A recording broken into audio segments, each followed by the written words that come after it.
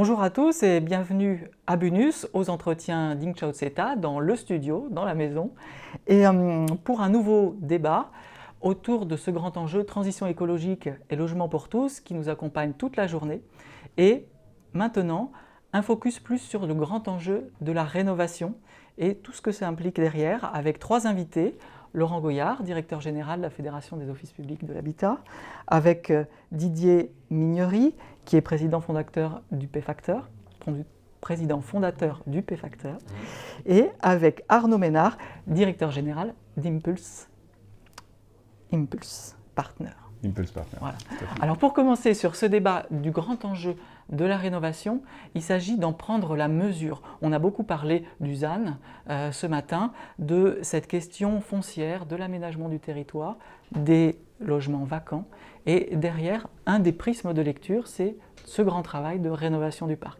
Et à la Fédération des offices, vous avez mené une étude qui permet de regarder les trajectoires par rapport aux objectifs important de transition énergétique et climatique. Est-ce que vous pouvez nous en dire un mot pour commencer ce débat? Oui, en fait nous avons essayé de modéliser les moyens nécessaires pour que le patrimoine des offices, 2,2 millions de logements sociaux répartis sur tout le territoire métropolitain, puisse respecter donc la trajectoire SNBC, la précédente, pas la nouvelle, puisque cette étude a été faite en 21 et 22, donc pour pouvoir respecter ces objectifs en 2030 puis en 2050.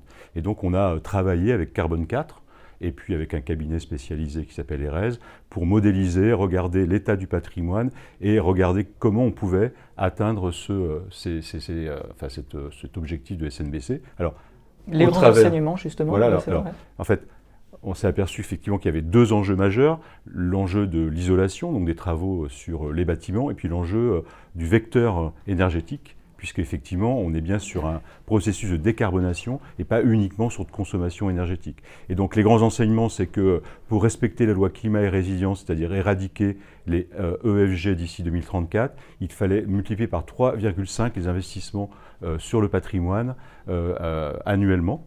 Et ensuite, donc, entre 2034 et puis 2050, les multiplier par 2. Et donc, en fait, passer grosso modo d'1 milliard de travaux d'économie d'énergie réalisés chaque année, il y a d'autres types de travaux qui sont faits, mais 1 milliard par an pour les 2,2 millions de logements, à 3,5, puis à 2,5, donc un effort considérable. Et d'ailleurs, ça je pense, résonne avec les chiffres qu'on a pu entendre ce matin par différents intervenants. Et donc, on a besoin de multiplier au moins par 3 ces investissements. Voilà, donc un travail de massification, c'est toute une organisation, une ingénierie, une infrastructure à mettre en place et des acteurs y participent. Et vous, Didier Mignery, vous avez des initiatives en ce sens. Est-ce que vous pouvez nous présenter en quelques mots votre approche pour qu'on puisse voir un petit peu comment on passe du point de vue pratique de la mise en œuvre? Oui, bien sûr. Alors, un des enjeux vraiment majeurs, c'est de connaître parfaitement les possibilités, on va dire, bien sûr, de rénovation. Et on a parlé rénovation globale ce matin, on a parlé rénovation par geste. On voit bien que on est encore un peu loin du compte par rapport à la trajectoire qu'il faut viser. Un des enjeux, effectivement, c'est d'essayer d'étudier, de connaître parfaitement les possibilités de chacun des patrimoines. Donc, un des enjeux, c'est aussi de savoir si, quand on fait une rénovation, est-ce qu'on ne peut pas faire un tout petit peu plus et on ne pourrait pas trouver une innovation ou quelque chose qui pourrait permettre ainsi d'aller préfinancer, accompagner ces travaux de rénovation globale qui permettraient ainsi d'atteindre cette massification et d'en faire plus, voilà, et d'atteindre de meilleurs objectifs. Donc voilà, donc un des enjeux pour nous, en tous les cas, chez P-Factor, c'est d'essayer de dire, tiens, est-ce qu'il ne reste pas des mètres carrés à construire? Des potentiels inexplorés. Des potentiels inexplorés, notamment sur le toit du bâtiment pour créer des mètres carrés, produire de l'énergie.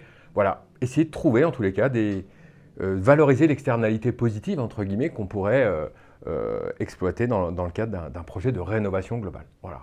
Très bien, merci pour ce premier éclairage. Arnaud Ménard, votre approche est un peu différente, beaucoup dans la coordination des acteurs. Vous travaillez avec une multiplicité de positions dans tout ce système complexe du monde de l'immobilier. Est-ce que vous pouvez nous présenter également votre approche? Et puis après, on va creuser les choses et mettre en débat tout ça.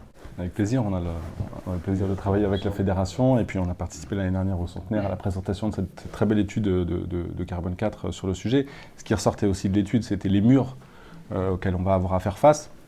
avec une approche scénarisée qui permettait de montrer que d'abord on était quand même encore à distance de la trajectoire nationale, et ça c'est une évidence et tout le monde le dit, ça a été répété à nouveau ce matin.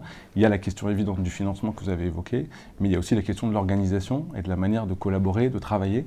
On parle de massification, on parle d'industrialisation, donc il faut passer dans des modes de travail qui sont différents, qui sont beaucoup plus adaptés à l'industrialisation, c'est-à-dire il faut coopérer, il faut mettre en ligne à la fois la question du financement, la question de l'ingénierie, ça a été évoqué ce matin, la question des filières locales, parce qu'on voit bien que d'un territoire à l'autre, les filières, les industries ne sont pas forcément prêtes aujourd'hui. C'est-à-dire que même si les financements étaient présents, est-ce qu'on a la capacité aujourd'hui à répondre à cet enjeu avec une trajectoire dont on sait qu'on est déjà à côté, en retard en tout cas. Voilà, donc c'est cet enjeu-là, et c'est vrai que nous, dans notre position Impulse Partners, à la fois de conseil des acteurs en public, privé, du logement, de la construction, des industriels, on discute avec l'ensemble de ces acteurs et on voit bien qu'il y a encore un travail de coordination. Les bailleurs ont été sans doute les premiers à donner l'exemple sur la manière de travailler. Ils ont engagé beaucoup de choses, ils ont engagé des études hyper intéressantes sur lesquelles on peut s'appuyer aujourd'hui. Maintenant, il faut mettre en place des outils pour que ça se fasse de manière beaucoup plus coordonnée, beaucoup plus large. La fédération y contribue, les startups ou les entreprises innovantes qui arrivent avec des solutions y contribuent. Notre rôle à nous, ça va être d'intégrer ces acteurs-là et de participer à l'émergence de solutions. Mais je veux quand même rappeler que l'enjeu n'est pas si évident que ça, et que cette massification, elle est, nécessaire, pas évidente. Voilà, l'étude le montrait bien. On a des murs et on a différentes manières d'y parvenir en plusieurs temps. Soit on fait des rénovations plutôt court terme et on en refait quelques années plus tard, soit on engage tout de suite des financements beaucoup plus importants. Ça, c'est les stratégies qu'il faut définir à plusieurs en fonction des territoires, en fonction des parcs et en fonction du financement public disponible. Une stratégie par étagement, par identification des différentes étapes. Est-ce que vous pouvez nous en dire un mot sur la façon dont vous travaillez aujourd'hui à la Fédération des Offices face à ce vaste parc de 2 millions de logements pour mettre en place progressivement les choses, mais en allant vite. Voilà, c'est vrai qu'on a fait des scénarios un peu différents, donc on a regardé si on pouvait faire des rénovations par étapes, passer tout de suite aux étiquettes A et B, donc les meilleures étiquettes. Et en fait, grosso modo, l'idéal, effectivement, c'est d'aller le plus vite possible vers le A et B. Alors évidemment, ça concentre les efforts sur la période actuelle plutôt que de l'étaler dans le temps, mais en revanche, ça coûtera moins cher au global, et puis finalement, on répondra plus vite aux objectifs de décarbonation et à la nouvelle stratégie des moins 55% dès 2030 d'émissions de gaz à effet de serre. Donc il y a effectivement, on a travaillé ça, puis on a essayé aussi de sensibiliser nos adhérents sur 2 sujets qu'on est en train d'approfondir. C'est qu'il faut changer de vecteur énergétique. Ça a été évoqué ce matin, on nous a, dans la RT 2012 notamment, mais aussi dans les réhabilitations, on nous a fait mettre du gaz à la place de l'électricité, etc. Aujourd'hui, le gaz, c'est évidemment c'est un émetteur fort de CO2. Donc on doit faire autrement. Donc là, nous, on a décidé, parce qu'on a un patrimoine très collectif, les HLM, c'est souvent du collectif, très daté années 60-70, donc on pense qu'on pourrait relier beaucoup plus nos bâtiments au réseau de chaleur urbain qui existe aujourd'hui. Donc là, on va publier au prochain congrès HLM une étude sur le sujet, très pratico-pratique, qui pour chaque office lui donnera ses possibilités de raccordement. C'est facile, c'est pas facile, dans quelles conditions, avec qui, etc.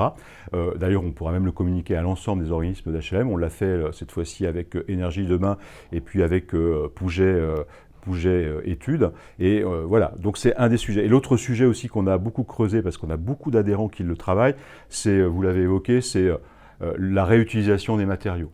Par exemple, à Nancy, où nous avons fait notre convention nationale, l'Office là, va réhabiliter pour la 2e fois en 20 ans des bâtiments. Et là, toutes les fenêtres, tous les WC. Il va reconstituer, en fait, il va rénover, mais cette fois-ci en recomposant complètement les logements, faire des plus petits logements, créer des loggias, de nouvelles cuisines, etc. Et il va réutiliser, avec une association, toutes les fenêtres double vitrage qui ont déjà été utilisées, les sanitaires, les robinets, les serrures, les portes, etc.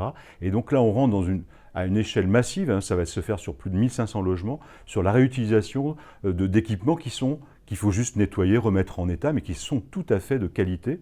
D'abord parce qu'ils ont une vingtaine d'années, qu'il y a une vingtaine d'années, on produisait, voilà. Et donc, voilà, ça, on rentre aussi, parce que ça, évidemment, c'est moins de carbone, c'est moins de carbone, et donc on contribuera aussi comme ça à atteindre les objectifs, parce qu'il n'y a pas que l'isolation, il n'y a pas que la production de chaleur ou de refroidissement, il y a aussi tout l'environnement de la construction, de la rénovation. Donc ça, c'est des pistes qu'on veut creuser. Alors, on n'a pas, nous, vocation à traiter de tous les sujets, il y en a d'autres sur ces thèmes-là. Il y a aussi, on aimerait quand même travailler sur l'utilisation de l'eau, et on sait bien toutes les pertes qu'on peut avoir d'eau dans les réseaux primaires, mais aussi dans les réseaux secondaires, donc les réseaux des bailleurs.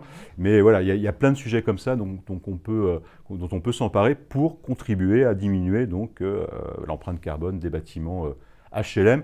Juste, les bâtiments HLM, globalement, sont aujourd'hui moins émetteurs que le parc privé. On en revient sur ce que vous disiez tout à l'heure. Si on vise déjà, dès le départ, haut en qualité d'engagement d'investissement, c'est quand même ce qui est le plus efficace. C'est le plus efficace, mais il faut que la puissance publique, effectivement, contribue à atteindre cet objectif. Bien sûr, voilà. ça coûte plus cher au départ, ça coûte plus cher moins plus tard, à la longue, mais tard, au départ, il faut quand même beaucoup d'argent. Bien Alors, dans les différentes pistes, il y en a d'autres, c'est celle de la surélévation des bâtiments. C'est quelque chose qui est très intéressant parce que n'est pas forcément très clivant comme d'autres sujets, qui a un potentiel très important et qui permet d'amortir d'autres investissements. Est-ce que vous pouvez nous détailler cet élément de surélévation? Oui, bien sûr. Alors on parle de sobriété, bien sûr énergétique, c'est le grand mot. On a parlé ce matin de sobriété foncière.